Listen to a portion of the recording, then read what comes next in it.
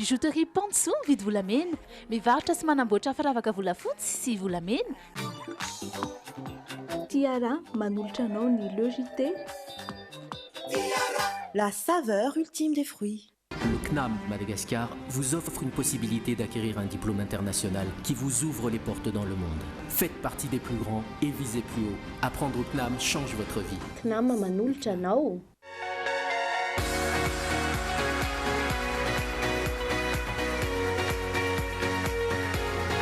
Esmia manolotra anao.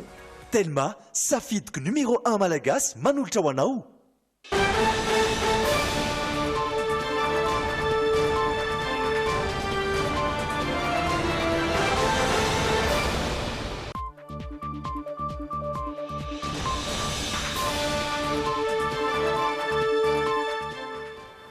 Mirabanao izay mijery ny logité ny tokantrano any amin'izao takariva izao ary dia manasana ihany koa tratra amin'ny farany ho an'ny fampalam-baovao ho amin'ity andro an'ity avy hatrany dia omenanao ireo santionam-baovao isany hoaranao ato anatin'ny tapany voalohany.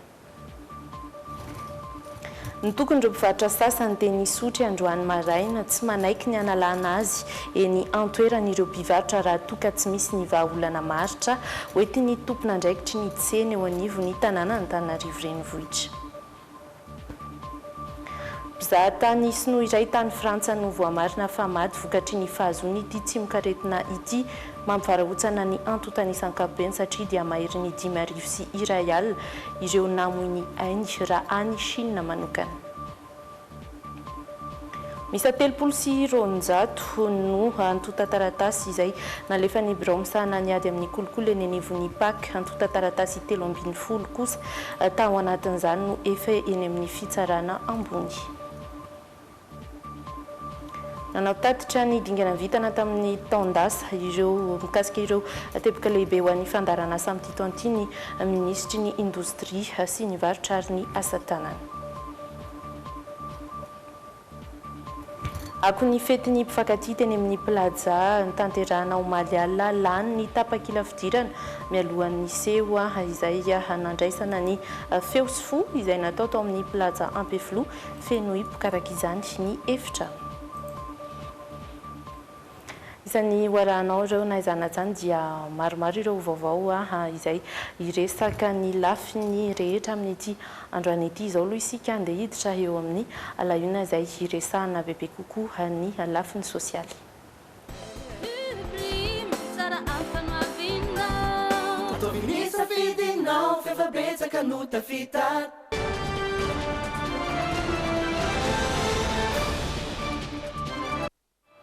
Ny tokony ireo mpivarotra teny isotry androany maraina ary tsy manaiky ny analana azy ireo eny antoerana ireo mpivarotra ireo raha toka tsy misy ny vahaolana maharitra mifanaraka amin'izany ho raisy ny avy eo anivon'ireo tompona andraikitry ny tsena ao anatin'ny fiadidiana ny tanàna Antananarivo renivohitra no mafisin'ireo mpivarotra ihany koa fa isaky ny andro tsy fiasana ihany izy ireo no tonga eny isotry ary tsy manakana velively ny fifamoivoizany teny antoerana mitatitra izay Pierre Dina Razafindramana eo amin'ny sariny Teka Leo. Lanja sora-baventy vao maraina ireto mpivarotra tety isotry ireto androany. Nasehon'izy ireo fa tsy mety ny fanalana ny mpivarotra amoron-dalana anefa tsy misy akory vahaolana maharitra omena azy ireo. Ireo mpivarotra izay nilaza no efa manaraka ny fandaminana mba hisorohana ny fitohanan'ny fiara. Nefa izay mba maniry ny ametrahana entana mba maka sisisiny izay dia mba mety aminay ilay izy izay tsy manelingelina ny olona mandeha mihitsy sy mifamoivoizana. Misy izao ny tany Anosibena nasorona dia nangataka famerena dia mba miverina naka sisiny izy. Ohatranay izao efa herinandro tena nijaly mihitsy miaka midina tonga ny anlapy izay tsisy mandray fa miverina fotsiny. Tsisy solution mihitsy ny aminay tonga dia ny sorona fotsiny izay. Zay manaiky fandaminana raha misy fandaminana fa tena tsisy fandaminana mihitsy ilay izy. Teny azonay avy any hoe samby miady fa zay iray rendrika eo dia inona izany ny fidiananay mpivarotra le meselemery. Mangataka ny fampiresaka amin'ny tompona andraikitra ny mpivarotra ity isotry. Fangatahan'izy ireo mantsy ny anekeny ny ben'ny tanàna Antananarivo ny ivarotany isaky ny andro tsy fiasana izany hoe ny sabotsy sy alahady sy amin'ireo andro fety. Fivarotana izay manaja ny lamina tanteraka mandra-pisiny ny vahaolana maharitra omeny ny tompona andraikitra hoy izy ireo. dia le asabotsy tena angatanay mafy koa ny asabotsy sy ny lahady satria andavanandro a ohatry ny tsena rehetrarehetra ny ravoanga misy mahamasina misy dia ahoana ary ny entiny hoe tsy asiana ny tsena ny sotry dia miadiny eo amin'ny radio ahoana ny eo amin'ny radio mahazo nefa izahay aty tsy mahazo nefa sany amin'ny fanjakany ireo sady tokony tsisy didy jadona hoe tonga dia hoe miala mivarotra androany dia to dia androany dia to dia tapohana ilay mpivarotra fa tokony hoe mba hoe ampitenena mialoha zany hoe misy fanamboarana anareo mpivarotra amin'ny sabotsy ohatra na hoe amin'ny anina raha taka ny misy any manokana zao a dia sabotsy mivarotra eto dia izy nefa marché hebdomadaire le izy dia mba mangataka ny zoanay zany zay mba hoe ahafahanay mivarotra mandraika amin'ny fandaminana zay tompoka fa mba mangataka mijerenay zo amin'ny tena hoe maha-olombelona raha toa ka nisy foana atao ao fanalana ireo mpivarotra eny amoron-dalana amin'izao fotoana nampiado izany aloha ny tompon'andraikitry ny tsena Antananarivo araka ny fanazavana voatselakory izay namela ny iverenana ireo mpivarotra amoron-dalana sasany eny amin'ny toerana everan'izy ireo fa tsy manohitohina ny fifamoivoizana na manaratsy ny endriky ny tanàna efa mikaroka vahaolana maharitra mantsy amin'izao fotoana izao ny komina Antananarivo renivohitra ary rehefa mipetraka izay vao iroso amin'ny fanalana tanteraka ireo mpivarotra amoron-dalana izy ireo araka ny fanazavana voarainy hatrany. Eo amin'ny lafiny fahasalamana dia namoizana ain'olona ivelan'ny Chine indray ny coronavirus mpizahatany sinoa tany Frantsa no voamarina fa maty vokatry ny fahazoana ity tsimikaretina ity mampivarahontsana raha ny antotanisa ankabeny satria raha ho an'ny Chine manokana dia tafiakatra hatrany amin'ny 10,000 sy R1 ireo namoy ny ainy ary ao tahaka izao ny famintinana ireo antotanisa mifandray amin'izay tsimikaretina izay. En France, la ministre de la Santé a annoncé ce samedi qu'un premier patient était mort du coronavirus. Teratany sinoa valopolo taona tonga tao Frantsa ny 12 janoary lasa teo namoy ainy rehefa niditra hopitaly ary nanaraka fitsaboana taoriny fitiliana nanamarinana ny fisiany tsimikaretina Covid-19 tao aminy. Raha fanazavana ministry ny fahasalamana frantsay dia ity no trangam-pahafatesana voalohany tao Eropa nahitana marary 5 sy ivelan'ny kontinanta asiatika. Olona ena amin'ireo 12 fantatra fa nahitana sotraretina ao Frantsa no manaraka fitsaboana eny amin'ny hopitaly. Tsy dia misy loatra ny ahina amin'ny fahasalaman'izy ireo raha ny fanazavana hatrany. Manjato sy arivo ireo namoy ny ainy noho ny coronavirus ao Chine. Tafiakatra 9,000 sy 9 kosa ireo marary ary 700 sy arivo amin'ireo dia mpitsabo na mpanampy mpitsabo mifandray mivantana amin'ireo marary ireo. Ao Wuhan no mampirongatra ity aretina ity tao raha teo no nipoirana. Firenena manodidina ny 30 kosa ny fantatra fa efa nidirany coronavirus hatreto. Egypte kosa ny firenena voalohany aty amin'ny kontinanta afrikana naharenesana trangana coronavirus raha ny fampitambaovao ny fitondram-panjakana egyptiana. Tsy nolazain'izy ireo kosa nefa ny fiaviany fepetra fandraisana ny fanokana monina azy io. Anao izay fomba azony atao rehetra tsy hidirana izay coronavirus izay eto Madagasikara ny avy eo anivon'ny ministeran'ny fahasalamam-bahoaka izay miara-miasa amin'ny fitondram-panjakana FIB efa vonina ireo fitaovana isorohana izany raha sanatry ka tafiditra eto an-toerana izay tsimikaretina izay hatreto aloha dia mbola tsy mahazo vahana amin'ny toerana mafana ny coronavirus saingy efa misy ny tranga ahina amin'ireo firenena hafa misa 720 akoatra ny Chine ary dia anisany izany i Madagasikara handeha rahantsika ny angom-baovao manodidina izay. Ny faran'ny volana desambra lasa teo vao navoaka ny OMS ofisialy fa niova ho aretina mahery vaika ny coronavirus raha toa ka efa nandripaka olona maro tany amin'ny tanàna iray tao Chine. Taorin'izay, olona miisa 420 avy any Chine niditra teto Madagasikara natao fizahana ka 9 tamin'ireo no ahiahina ho nisy ny tsimikaretina.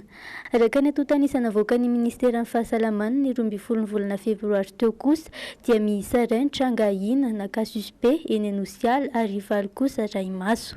Mitsorodely kely izy, miakatra hafanana izy, ohatrany somary mangorakorana kely izy, mitovitovy amin'ireny grippe ireny, ka ny fanerasera tamin'ny olona lavany Chine na avany Chine tao anatin'ny 14 andro dia raisitsika misy anankiray amin'izay ao Anosiala amintsika amin'ny teny izao dia efa miandro ny valin'ny analisa satria le olona ahihina rehetra dia anaovana prélèvement atao analyzy fa le olona arahamaso kosa dia tsisy fisehoana aretina dia io kosa arahamaso araka ny fomba fiteny fitandremana no atao fa tsisy analyzy atao aminy akory fa miandrytsika la 14 andro avy eo tsika mijery ny hoe afaka mody somatsara izy na tsy maintsy atao analyzy satria nisy fisehoana aretina indray niseho taminy. Efa miomana sahady araka izany eo anivon'ny ministeran'ny fahasalamam-bahoaka amin'ny fomba rehetra mety hisorohana ny coronavirus eto Madagasikara. Anisan'izany fiantsona maimaimpoana ny laharana 700 raha misy aretina mampiayay. Ho ametrahana toeram-pitiliana avokoa manerana ny distrika amin'ny alalan'ny laboratoire mobile raha sanatria tafiditra eto an-toerana ny tsy mikaretina. Tsy mitsahatra ihany koa ny manao fizahana ireo olona rehetra miditra sy mivezivezy amin'ireny seranana isan-karazany ireny. Efa nanao fangatana tamin'ny OMS araka izany ny Institut Pasteur ny mba hanampiana ireo fitaovam-pitiliana ireo. Tsy mianina fotsiny amin'ny hoe izay avy any Chine ihany no arahamaso fa arahantsika maso avokoa izay olona rehetra miditra eto Madagasikara na teratany malagasy azy dia teneniko mihitsy hoe tsy hanavahana na misy antso miteny ara hoe mba hampidiry ny havanay dia ozy ministera hoe manaraka amin'ny fepetra avokoa tompokontsika rehetrarehetra satria fitandrovana ny tsika malagasy rehetrarehetra ny famerana ny olona miditra raha sanatria ka iahiny izy ho an'izay olona nandalo tany Chine na nandalo tamina toerana manahirana antsika mety isin'io aretina io dia tsy maintsy hajaina ilay 14 andro tsy hahafahan'ny fanerasera amin'ny olona eto Madagasikara. Miisa 7,794 alina amin'izao fotoana izao ny isan'ireo olona voamarina fa misy ny tsy mikaretina coronavirus raha toa ka 7,309 kosa ireo maty vokatra izany. Any Chine avokoa ny 7,900 raha toa ka miisa 7,700 any amin'ny firenena 420 hafa. Itoy hatramin'ny 17 volana avrily ny fampiatoana mizotra izay anao an'Antananarivo Goanjo sy Antananarivo araka ny fanambarana izay sy ny fampitam-baovao navoaka ny Air Madagascar hamafisin'io kompania io fa dia entitra izy ireo amin'ny fanaraha-maso ny fivoaran'ilay coronavirus izay na izany azy dia misy ny fepetra raisiny hitsinjovana hatrany ireo mpanjifa ny toy ny fanonerana feno ny vidin'ny tapakila izay mazava ho azy fa efa nandoavana izy ireo vola eo ihany koa nefa ny fahafahan'ireo mpandeha manova ny daty anatanteran'izy ireo ny solon'izay dian'izay hiato kely isika ary dia rehefa avy eo indray miverina manohy ny fampalam-baovao eto amin'ny logité hatrany. Ary dia mitoy ny fampalam-baovao raha miisa 300 nalefa ny braomsana ny ady amin'ny kolikoly ny anivon'ny PAK antota taratasy 312 tamin'izany no efa eny amin'ny fitsarana ambony santionany amin'ireo raharaha izay nandraisana fitoriana teny anivon'ny Bianco ireo ary dia manomboka masa mitoroka ireo trangana kolikoly ataon'ireo tompon'andraikitra ambony ny olom-pirenena raha ny tatitra nataon'ny Bianco andeharantsika ny makasika izany. Ny tombo avo efatreny ny fitaraina voarainy Bianco tamin'ny taona 2012 raha oharina tamin'ny taona 2012. Mahery ny 2 ny raharaha ny ampelantanan'izy ireo raha ny tatitra ny tanterana omaly. Isan'ireo betsaka raisana fitaraina n'ireo tompon'andraikitra ambony. Nambaran'ny Bianco fa manomboka mihamasamy laza ny tsy mety ataon'ireo olona ambony ireo olom-pirenena raha kolikoly no resahana. Ny karazana olona toriana amin'ny raharaha kolikoly teny Bianco dia misy karazany maro fa ny zavatra tsapa tamin'ny taona lansiny dia miasa mitory tompon'andraiki-panjakana ambony ny vahoaka. Izay zany zavatra nisongadina ary mihamaro ireo atota taratasinaty na dossier izay mahakasika tompon'andraikitra ambony. Dia ireny moa mazava ho azy efa misy efa vita ary mbola misy eo ampanaovana azy tsika amin'izao fotoana izao. Raha mpitsarana misa 13 avy amin'ireo 300 nalefa ny Bianco teny anivon'ny fitsarana manokana momba ny kolikoly na ny PAK no efa eny ampelantanana ny fitsarana avo ihany koa efa tonga anivon'ny Braomaleo tena misahana ny kolikoly ihany koa nefa koatra izay ny raharaha mikasika ny filohan'ny Federasiona Malagasy ny baolina kitra ary anatin'ny fanadihadiana tanteraka izy ireo raha ny fanazavana. Ka izay mahakasika an'izay tonta taratasy izay moa dia fantatrareo tsara fa voafehin'ny tsambaratelo ny fanadihadiana fa araky ny efa voiziny eny amin'ny haino manjery rehetra eny zany dia misy an'izay izay atao hoe fitarainana izay. Ny azo lazaina aloha dia somary maromaro ihany izy, maromaro ihany izy ary io moa zany tsy hoe akory hoe misy ny fitarainana na fitoroana dia tsy maintsy marina, ary izay moa ny antony fanadihadiana ahitana ny marina araky ny fantatrareo tsara. Dia eo mpanaovana sy fikirakirana zany bramoleteny dina mikolikoly raha ny mahakasika an'io raha anankiray io. Isareo miandry ny fanarahana hatramin'ny farany sy ny fampiarana ny lalàna amin'ireo olona manandrara eny anivon'ny ACJ ny firaisamoam-pirenena roa izay nampatsiahy fa ity fitsarana ity no isany nanokanana teti-bola betsaka indrindra tao anatin'ny lalàna feny teti-bola-panjakana reo amin'izay sehatra izay ka tokony havita tsakany sy andavan'ny asany. Ombalo natao ny tatitra nampiseho ny tomba ny ezaky ny taona 2024 raha ho an'ny Bianco ny Sampanatananarivo. Iroso tsy ho ela amin'ny fivoriam-be pokon'olona ny eny amin'ny fokontany Nandohatam-penaka faharoa ka mandritra izany no hividian'izy ireo olona 5 andrafitra ny lisitra izay ho alefa sy eny anivon'ny distrika sy ny prefektura ihany koa. Mialoha izay anefa dia nisy ny fikaonandoha ny momba ny tokony ho toetoetra ireo olona izay tian'izy ireo hitantana ny fokontany. Zava-dehibe ho an'Andohatam-penaka faharoa ny fakana ny hevitr'ireo olom-pirenena na izany aza dia manahy ireo mponina sao dia tsy isan'ny olona nofidiana izy ireo no hotendrena ao aorian'izay. Nanangona ny vaovao miaro soro jiravaka sy anja rakotoray. 3 volana aoriany nandraisan'ny ben'ny tanàna ny andraikiny no anendrena ireo andrafitra ny fokontany. Io no voafaritra ao anatin'ny didim-panjakana mitondra ny laharana 7 tsipika 7 andininy 7 mamaritra ny fandaminana sy ny fomba fiasa ary ny andraikitry ny fokontany. Raha ny tokony ho izy dia ao anaty fivoriam-be-pokon'olona no mamoaka anarana 5 ny fivoriam-be-pokon'olona ho alefany amin'ny distrika. Dia ny chef district indray mamoaka anaran'olona 3 ho alefany amin'ny préfecture de police dia ny préfet no manendry amin'ny anaran'ny mpanjakana hoe ito no filohan'ny fokontany sy ny visiny sy ny lefitrany. Iray volana mahery eo izay no tafapetraka ny ben'ny tanàna ho an'ny komina Antananarivo renivohitra miomana amin'ny fanolorana ny lisitra ireo sefy fokontany noho izany ny eto Andohatam-penaka faharoa. Efa tamin'ny 20 oktobra no nisy atrikasa voalohany namaritana ny toetoetrany izay olona tokony tantanany fokontany. Olona tia fihavanana, tia fandrosoana, mahay mifanakalo hevitra ary mahay manaja ny zoma olona, tsy manavaka foko na antoko politika na firehana politika dia mahay mifandray amin'ny maro ary mitoetra ho ray aman-dreniny rehetra. Izay zany ny profila tadiavin'ny fokon'olona. Zava-dehibe ho an'ny mponina ny fikaonandoha toy izao, fanomezana tombon-dan'ny vahoaka mba hiainga avy ny fotony ny olona apetraka hitantana ny fokontany. Na izany aza misy ihany ny aya hoy ny tafaresaka taminay. Araka ny eritreritro indray dia ohatran'ny mampiahiahy satria matetika zay mahay politika ihany zany no tafapetraka amin'ny toerana io. Raha ohatra ary izay izao hanolotra olona 5 azo antoka nefa ve fa ireo olona 5 natolotra ireo no tsy maintsy hividianan'ny préfet sy ny chef district sy ny rehetrarehetra. Tompo marika amin'ny atrikasa ny vondron'olona ifotony eny amin'ny fokontany Andohatam-penaka faharoa mitantsorika ny CDA sy ny développement EP Canada. Irosoana tsy ho ela kosa ny fivoriam-be-pokon'olona isafidianana ireo olona 5 ho alefany amin'ny ambaratonga-pahefana manendry ny sefy fokontany.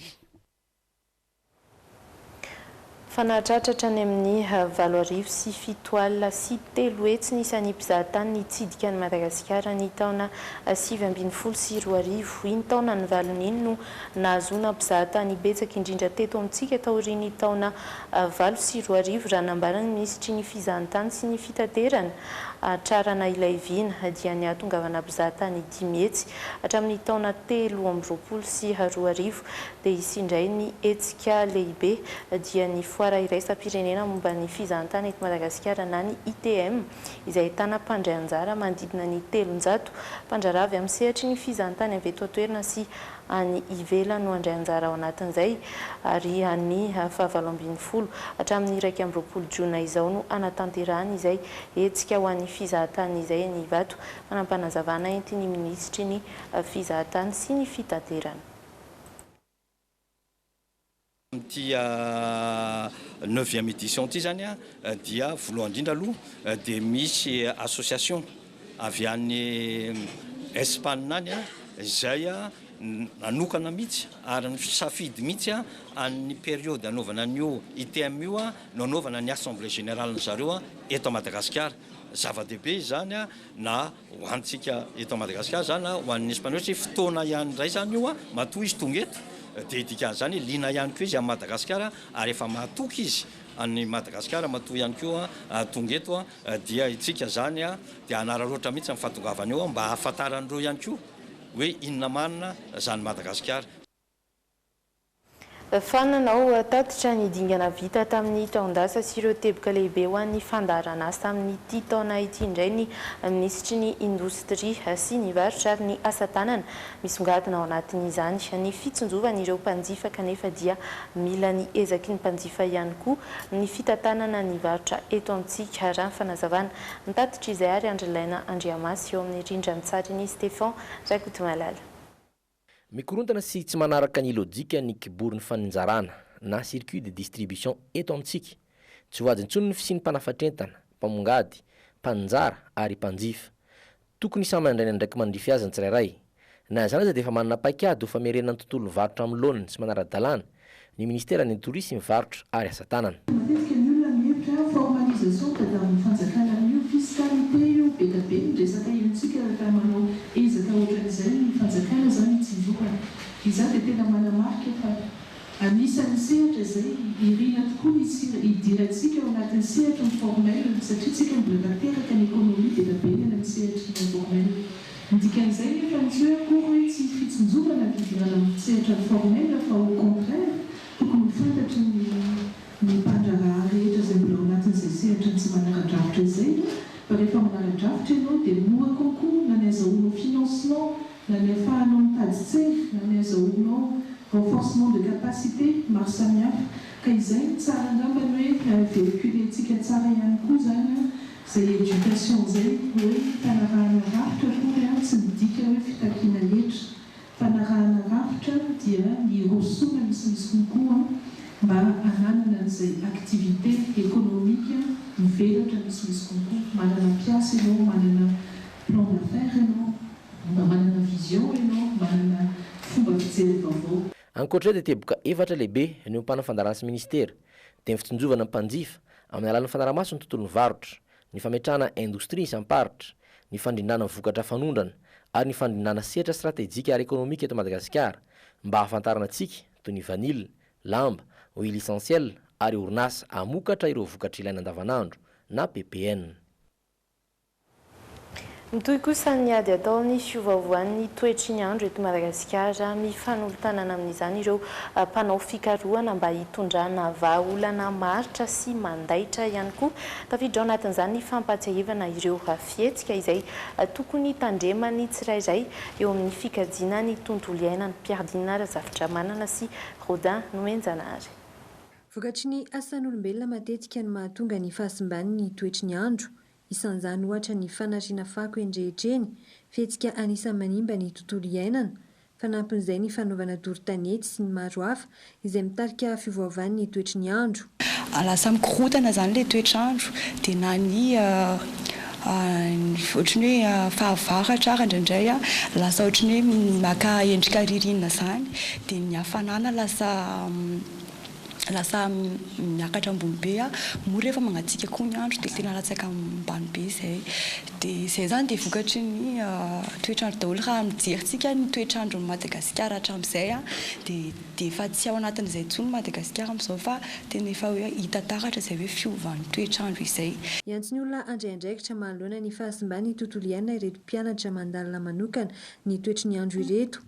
Isy fifanankalozan-kevitra amin'ny herinandro iny izay natokana manokana andinihana ny fiovaovan'ny toetry ny andro. Amin'io ihany koa nareo dia afaka mitondra fahalalana hoentinareo koa ahafahanareo miatrika an'izany hoe inona zany andraikitra amin'ny olom-pirenena na amin'ny ponina eto ambonin'ny tany anay, inona ny azoko atao ahafahako hoe miatrika an'izay fiovan'ny toetrandro izay sy mba mitondra anjara pridika ahafahako hoe manena an'izay vokatra teraky ny fiovan'ny toetrandro izay mba ahafahana koa manena an'izay resaka fiovan'ny toetrandro izay mihitsy. Manam-pahaizana maro no izaratra ikefa amin'ny herinandro natokana andinihana ny fiovaovan'ny toetry ny andro.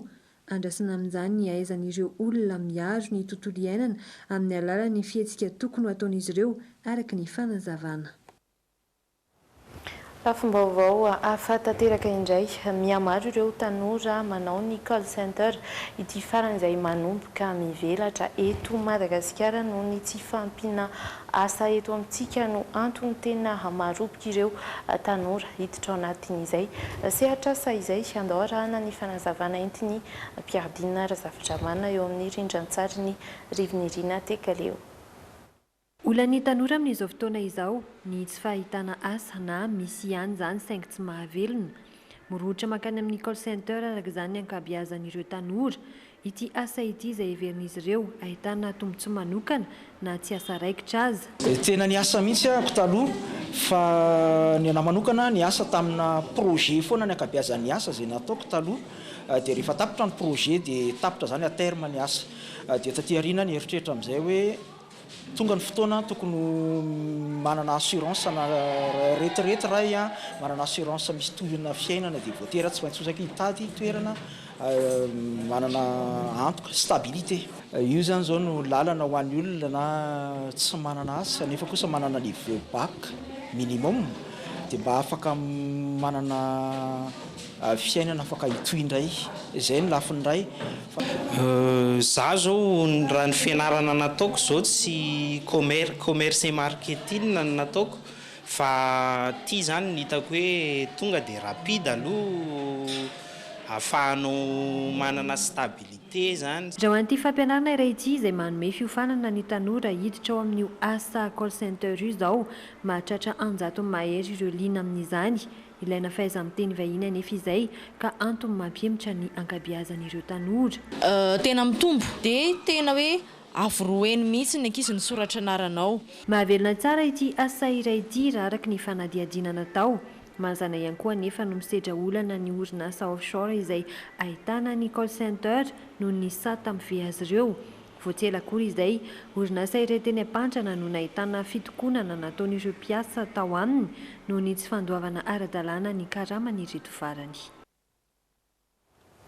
Fako ny fetin'ny mpifankatia teny amin'ny plaza ny tanterana tamin'ny alina lany tapakila fidirana mialohany izay seho izay nandraisana ny feo sy fo atao amin'ny plaza Ambeflo feno hipoka ihany koa ny trano mazava ho azy ary dia afapo ireo mpifankatia izay raha ny akamaroany no tonga teny antoerany mitatitra izay sy mamintina ihany koa ny hafanana atao anatin'izany Piardina Razafintramana sy Dolphe Rakotineny.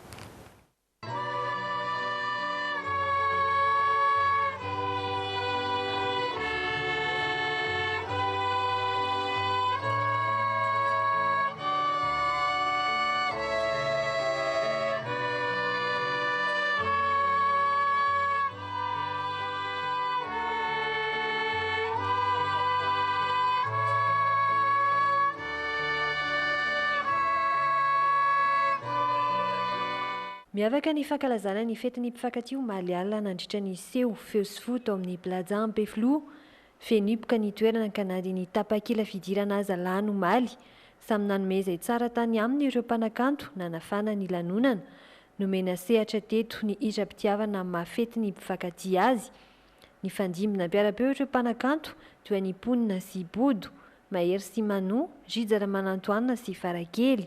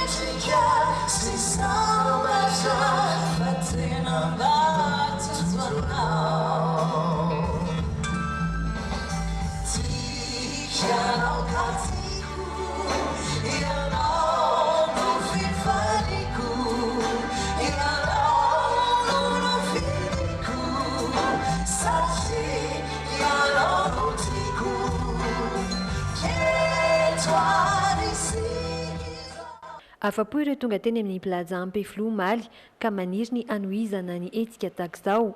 Surprise nataonao ana ilay izy. Dia nisafidy tiako fa izy ngamba nataina aloha ina nisafidiana ilay aty fa surprise ho ana ilay izy. D'accord. Nakaty zany zay satria le artiste ato zany tiako be daholo. Dia za tena surprise ho anazy a. Izy koa hoe Saint-Valentin androany a. Dia te hitondrana zay ty za. Mo aty amin'ny plazako efa nazatra foana hatramin'izay hoe rehefa manalaza ohatr'izay dia mba aty zany mahafinaritra foana hatramin'izay. Fihetsiketsehana taty ivelany mafaly be mahita ilay mpifankatia maka sary. Mpanantena ny mpikarakara fa hanome fahafahampo hatrany ny tsirairay efa matianina amin'izay raha teo ny Canal 7 Events. Misaotra antsika rehetra zany a namaly ny antso avy aty aminay Canal 7 tena tonga maro be tena feno fonay a feno koa ny salle afa-po izay mpikarakara nareo koa hitanay afa-po satria tena faly tsara fety mpifankatia moa ilay izy dia fampizara fitiavana teo tsika kanto sy ny tsara hatrany nezanay Canal 7 omenanareo. Efa miandry tsy ho ela ny hetsika manaraka izay karakarain'ny Canal 7 Events. Fa totosa Omaly koa ny fifaninanana beau couple roapolo sy roa arivo izay nokarakarain'ny Charmel Beauté izay nentiny izy ireo nanamariana ny fetin'ny mpifankatia tamin'ity taona ity. Loka telo tapitrisa ariary no azon'ireo mpifankatia izay mendrika indrindra tao anatin'izay fifaninanana izay fanomezana izay natolotry ny solombavam-bahoaka mivady Naivra Oldine izy ireo izay mpia manokana ity hetsika ity ihany koa.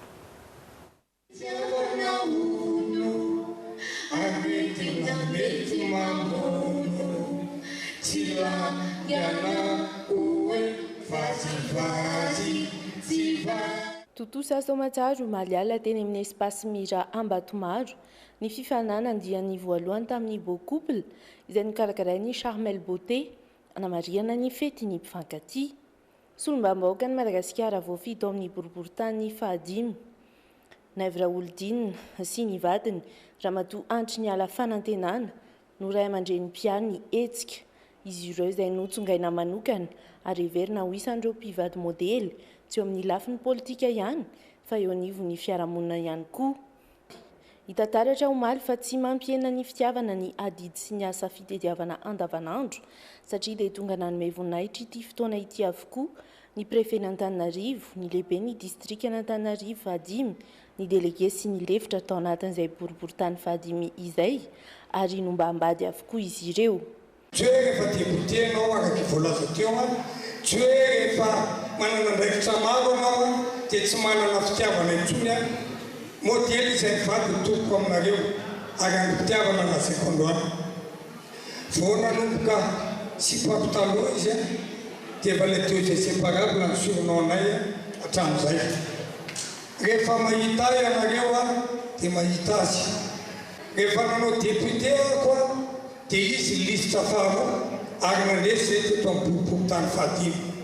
Tia porofona aminareo amin'izany rehetrarehetra zany dia sanatry vavaka dililena resaka politika no nisafidiana ilay hoe ny fitiavana lehibe indrindra fa tena fitiavana lehibe indrindra. Loka telo tapitrisa ariary no azon'ireo mpifankatia mendrika indrindra tamin'ny fifaninanana fanomezana avy amin'ny solombavam-bahoaka mivady io.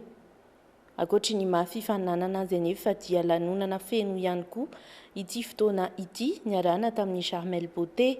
nandray anjara tanteraka tao anatin'izany Ramatoa Andry Niala Raolodinina. Raha tondrandry fitiny fanerana dia tondrahako fitiny fananjindry. Atao fitity kely kely any fa maro mpiambosina dia atao fitiny fosa orandry laniko mbaky ny akorana.